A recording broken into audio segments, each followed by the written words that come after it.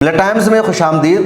5 सूबों में हुए चुनाव में से 4 का रिजल्ट आ गया है और इन 4 में से 3 जगह कांग्रेस की हार हो रही है, बीजेपी की जीत हो रही है। सिर्फ एक स्टेट ऐसा है जहां कांग्रेस की जीत हो रही है, लेकिन वो जीत ज़्यादा अहमियत नहीं रखती है। दूसरे लफ्ज़ों में कहिए कि साल 2024 में होने वाले फाइनल से पहले सेमीफाइनल के मुकाबला में कांग्रेस हार गई और बीजेपी जीत गई है। और आखिर कांग्रेस के हार की वजह क्या है, उसी को इस वीडियो में समझने की कोशिश करेंगे। उससे पहले रिजल्ट की ताज़ा तरीन सूरत हाल को जान लेते हैं। मध्य प्रदेश में कांग्रेस वर्सेस बीजेपी की लड़ाई थी, बीच में कोई भी दूसरी पार्टी नहीं थी और इस लड़ाई में कांग्रेस बुरी तरह हार गई, 70 सीटों पर सिमट गई है और बीजेपी 150 से ज़्यादा सीटों पर जीत हासिल कर रही है। मध्य प्रदेश में विधानसभा की कुल 203 सीटें हैं। बहुमत के लिए, मेजोरिटी के लिए यहाँ 116 सीटों पर जीतना जरूरी है, लेकिन बीजेपी ने बहुत बड़ी जीत हासिल कर ली है। पिछले 18 सालों से यहाँ बीजेपी की सरकार है। एंटी इनकम्बेंसी का मामला था, दूसरे कई सारे इश्यूज थे, लेकिन बीजेपी खामोश तरीके से इलेक्शन लड़ती रही और कांग्रेस को हार का सामना करना पड़ा। दूसरा सूबा राजस्थान है, जहाँ पिछले 5 सालों से कांग्रेस की सरकार थी। कांग्रेस की सरकार ने, अशोक गहलोत ने पूरी कोशिश की अपनी सरकार बचाने की, लेकिन वैसा नहीं हो पाया और यहाँ भी बीजेपी बड़ी जीत हासिल कर रही है। कांग्रेस को बुरी हार का सामना करना पड़ रहा है। राजस्थान में विधानसभा की कुल 200 सीटें हैं, 199 पर फिलहाल वोटिंग हुई। बहुमत के लिए यहाँ 100 सीटों पर जीतना जरूरी है और बीजेपी 110 से ज्यादा सीटों पर लीड कर रही है या जीत दर्ज करा चुकी है और कांग्रेस 70 सीटों तक महदूद हो चुकी है। तीसरा स्टेट है छत्तीसगढ़ का। छत्तीसगढ़ में पिछले 5 सालों से कांग्रेस की सरकार थी और कांग्रेस क़यादत को, सभी को, तमाम चैनलों को, हर एक को भरोसा था, यकीन था कांग्रेस यहां वापसी करेगी, कांग्रेस की सरकार बनेगी, बीजेपी के लिए कोई चांस नहीं है। लेकिन छत्तीसगढ़ में भी बीजेपी जीत चुकी है और बड़ी जीत हासिल कर रही है। कांग्रेस की हार हो रही है। छत्तीसगढ़ में विधानसभा की कुल 90 सीटें हैं। बहुमत के लिए 46 सीटों पर जीत हासिल करना जरूरी है और बीजेपी 55 सीटों से आगे चल रही है और कांग्रेस बहुत पीछे चल रही है। छत्तीसगढ़ के बारे में किसी ने नहीं सोचा था कि यहाँ भी हार होगी। जब वोटों की काउंटिंग शुरू हुई तो शुरू के रुझानात में भी कांग्रेस आगे चल रही थी, बीजेपी पीछे चल रही थी, लेकिन 2 घंटे के बाद अचानक बाजी पलट गई। वैसे तो मध्य प्रदेश और राजस्थान का भी मामला यही था। 8 बजे आज सुबह काउंटिंग शुरू हुई और 9 बजे तक तकरीबन कांग्रेस लीड कर रही थी, बीजेपी पीछे चल रही थी, लेकिन धीरे धीरे 9 बजे के बाद कांग्रेस पीछे होती गई, बीजेपी आगे बढ़ती गई और अब बीजेपी लगातार आगे है।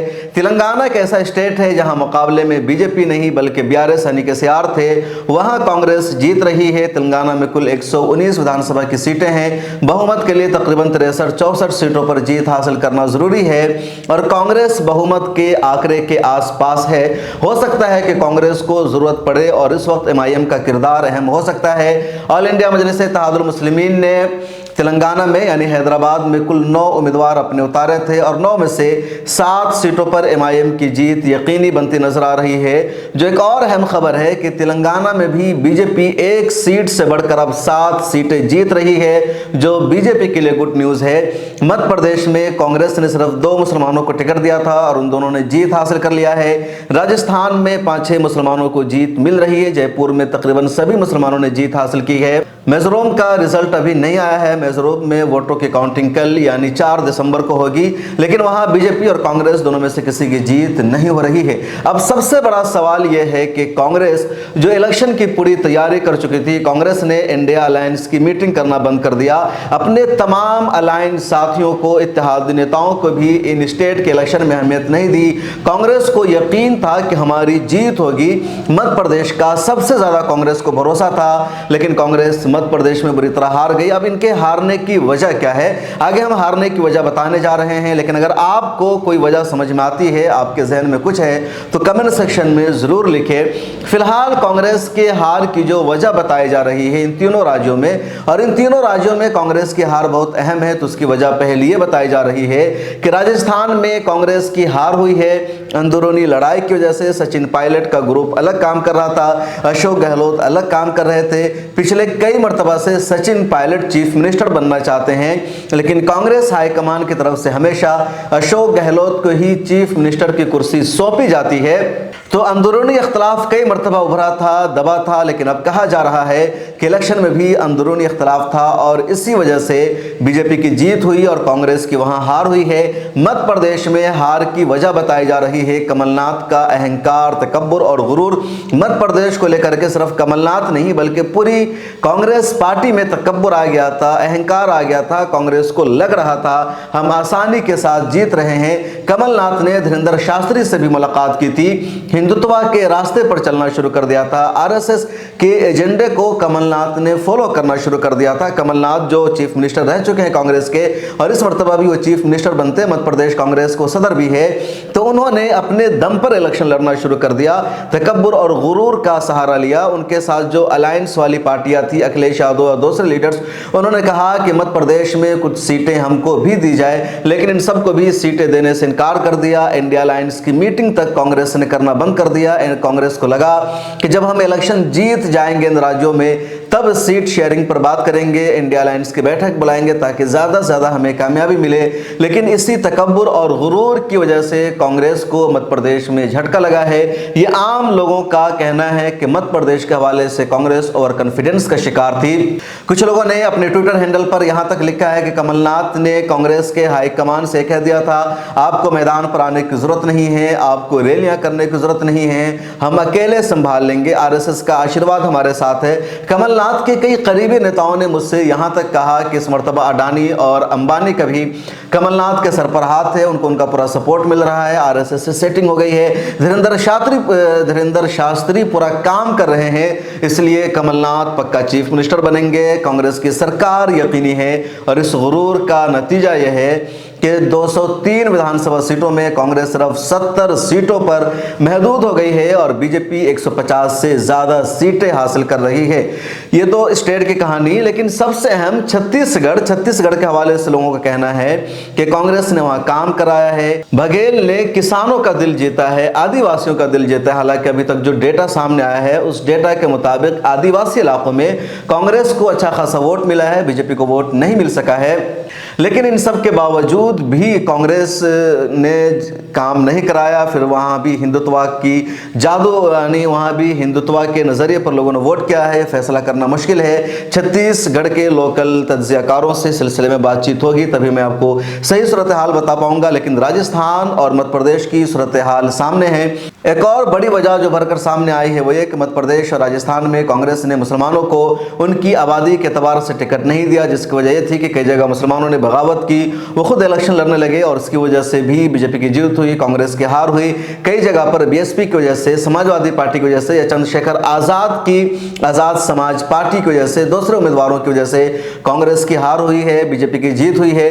बुरहानपुर सीट में भी कांग्रेस हार गई, बीजेपी जीत गई और उसकी वजह यह थी कि वहां टिकट देना चाहिए था एक मुसलमान को कांग्रेस को, लेकिन कांग्रेस ने नहीं दिया, जिसकी वजह से एमआईएम ने अपना उम्मीदवार वहां पर उतारा। कांग्रेस खीमा, कांग्रेस के चाहने वाले तेलंगाना में कांग्रेस की जीत का जश्न मना रहे हैं। उनको लग रहा है कि अगर हम मध्य प्रदेश हार गए, राजस्थान हार गए, छत्तीसगढ़ हार गए तो अफसोस करने की बात नहीं है, क्योंकि हमने तेलंगाना को जीत लिया है। लेकिन मेरा मानना यह है कि कांग्रेस को यहां पर जश्न करने का मकाम नहीं है। कांग्रेस को शर्म करना चाहिए, अपने दामन में झांकना चाहिए, जायजा लेना चाहिए, क्योंकि जहां बीजेपी से लड़ाई है कांग्रेस की, वहां कांग्रेस नहीं जीत सकी है। तेलंगाना में सरकार थी बीआरएस की, केसीआर की, जिसका पहले नाम उनकी पार्टी का टीआरएस था, तो उससे कांग्रेस का जीत हासिल करना कोई बड़ी जीत नहीं है। ये रहे या वो रहे, दोनों ठीक ठाक है, दोनों सेकुलर विचारधारा पर भरोसा करते हैं। असल लड़ाई है बीजेपी और कांग्रेस की विचारधारा में। एक विचारधारा बीजेपी की है, दूसरी विचारधारा कांग्रेस की है। बीजेपी की जो विचारधारा है, जो आयन के खिलाफ है, दस्तूर के खिलाफ है, देश के खिलाफ है, माइनॉरिटी के खिलाफ है, अकलियतों के खिलाफ है, आयन के खिलाफ है, उस विचारधारा को हराने में कांग्रेस नाकाम साबित हुई है। तेलंगाना में जीत हासिल करना कांग्रेस की कोई बड़ी जीत नहीं है। कांग्रेस का जाती फायदा हो सकता है तेलंगाना की जीत में, लेकिन देश के लोगों का, समाज का, और जो लोग सेकुलरिज्म के नजरिया पर, जमहूरियत पर यकीन करते हैं, उनका तेलंगाना में कांग्रेस की जीत में कोई फायदा नहीं है, क्योंकि बीआरएस की जब सरकार थी, टीआरएस की हुकूमत थी या वहाँ केसीआर की हुकूमत थी, तब भी वही मामला था। वो भी सबके साथ एक जैसा मामला करते थे, वो बीजेपी की राजनीति नहीं कर रहे थे। तो तेलंगाना में कांग्रेस की जीत कोई बड़ी कामयाबी नहीं है और कांग्रेस को इस पर जश्न मनाने का कोई हक नहीं है। नॉर्थ इंडिया का सबसे बड़ा मामला है, हिंदी बेल्ट का मामला है, और जब 2023 का ये अंजाम है तो 2024 में कैसे बीजेपी को कांग्रेस हराएगी, कैसे कांग्रेस कामयाबी हासिल कर सकती है, क्या स्ट्रेटेजी होगी, क्या पॉलिसी होगी, वो बड़ी अहम बात होगी। हालांकि देखा यह जा रहा था कि मध्य प्रदेश में कांग्रेस तो पूरी तरह इलेक्शन का प्रचार कर रही थी, लेकिन बीजेपी बहुत खामोश थी। बीजेपी के रहनुमाओं का ज्यादा रोड शो नहीं हो रहा था, चुपचाप ये इलेक्शन लड़ रहे थे। लेकिन इसमें ये यहां तक पहुंच गए हैं, और जहां तक मेरा तज्जिया है तो मुझे लग रहा है कि इस इलेक्शन में बीजेपी के वर्करों से ज्यादा आरएसएस के वर्करों ने, आरएसएस की शाखा से जुड़े लोगों ने, बजरंग दल के वर्करों ने, विश्व हिंदू परिषद के वर्करों ने बीजेपी के लिए काम किया है। खामोशी के साथ घर घर जाकर इन लोगों ने कैंपेन चलाया है, और इसी वजह से इतनी बड़ी जीत मिली है बीजेपी को मध्य प्रदेश में, वरना उनके वर्करों ने ज्यादा एक्टिव रोल अदा नहीं किया। आपको क्या लगता है, क्यों जीत हुई है, क्यों हार हुई है? और जब 2023 के विधानसभा का ये रिजल्ट है तो फिर 2024 में क्या होगा? इंडिया अलायंस को कितनी कामयाबी मिल सकती है? इस रिजल्ट का इंडिया अलायंस पर कितना फर्क पड़ेगा? कमेंट सेक्शन में जरूर बताइए। फिर मुलाकात होगी, आपके कमेंट का हमें शिद्दत से इंतजार रहेगा।